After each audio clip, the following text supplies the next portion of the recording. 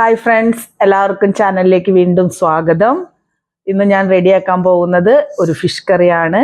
അപ്പോൾ എല്ലാവരും അതെങ്ങനെയാണെന്ന് നോക്കുക, ചാനൽ കാണുക, സബ്സ്ക്രൈബ് ചെയ്യുക. അപ്പോൾ നമുക്ക് വീഡിയോയിലേക്ക് പോകാം.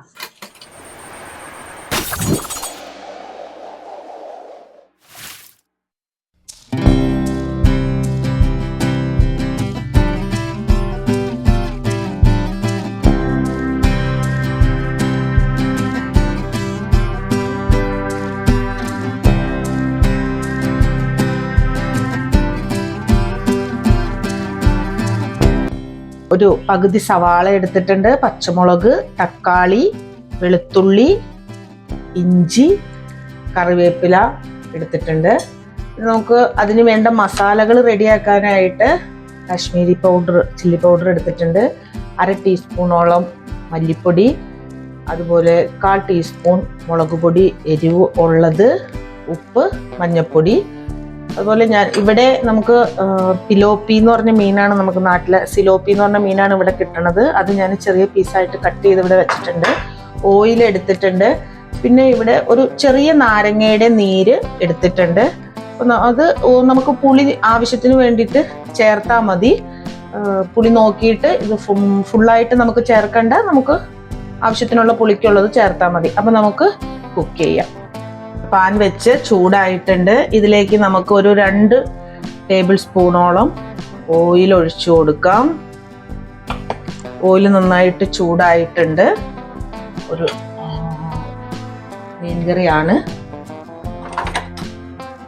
അപ്പോൾ എണ്ണ ചൂടായിട്ടുണ്ട്. ഇതിലേക്ക് നമുക്ക് സവാള ചേർത്ത് കൊടുക്കാം.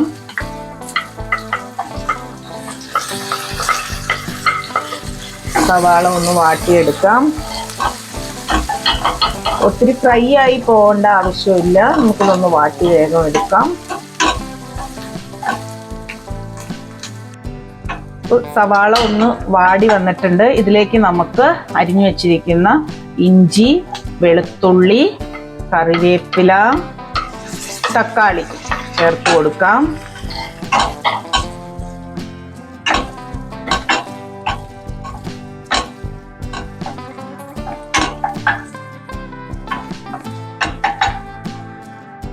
ഇഞ്ചി, വെളുത്തുള്ളി എല്ലാം നന്നായി വഴണ്ട് വന്നിട്ടുണ്ട്. ഇനി നമുക്കിതിലേക്ക് നമ്മൾ അരിഞ്ഞു വെച്ചിരിക്കുന്ന തക്കാളി കൂടി ചേർത്ത് ഒന്ന് വാട്ടിയെടുക്കാം.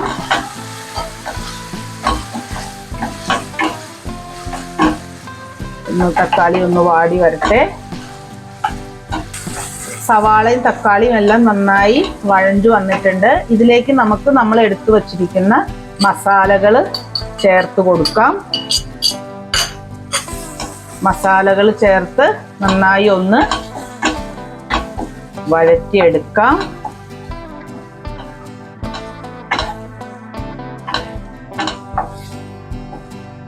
ഇനി നമുക്ക് ഇതിലേക്ക് ഒരു 1/2 ഗ്ലാസോളം വെള്ളം ചേർത്ത് കൊടുക്കാം.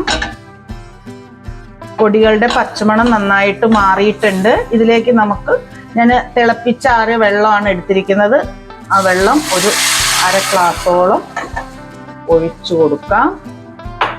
ഇനി ഇതൊന്ന് നന്നായിട്ട് തിളക്കട്ടെ.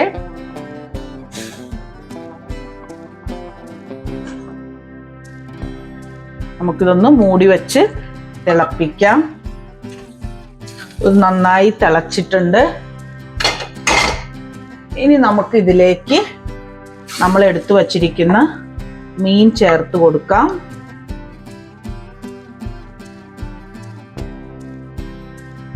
ചെറിയ പീസായിട്ടാണ് ഞാനത് കട്ട് ചെയ്തിരിക്കുന്നത്. നമുക്ക് ഇതിലേക്ക് മീൻ ചേർത്ത് കൊടുക്കാം. ഒട്ടും ഗ്രേവി ഇല്ലാതെ വളരെ കുറഞ്ഞ ഗ്രേവിയിലാണ് ഞാനിത് വേവിച്ചെടുക്കുന്നത് മീൻകറി. നമുക്കിതൊന്ന് അടച്ചു വെക്കാം. അടച്ചു വെക്കുന്നതിന് മുൻപായിട്ട് നമുക്ക് ഇതിലേക്ക് ആവശ്യത്തിനുള്ള നാരങ്ങ നീര് ചേർത്ത് കൊടുക്കാം.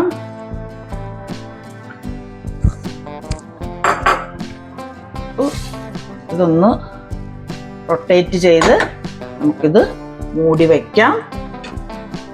ഒരു 10 മിനിറ്റ് വളരെ കുറഞ്ഞ തീയിൽ മീൻകറി വേകട്ടെ.